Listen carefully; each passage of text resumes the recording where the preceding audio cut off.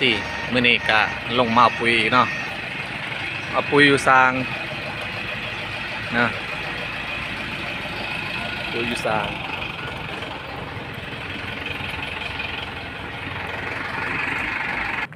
จัดไฟมื้อนี้ส่งบันน้องกินขาว2ตัวนี่บ่อยากกลัว2ตัวปุ๋ยมา30ต้น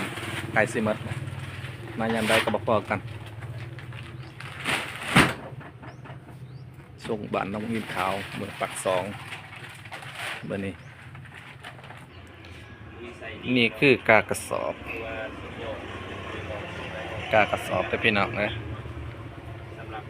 เกษตรนาโนใครสนใจเอาปุ๋ยมาใส่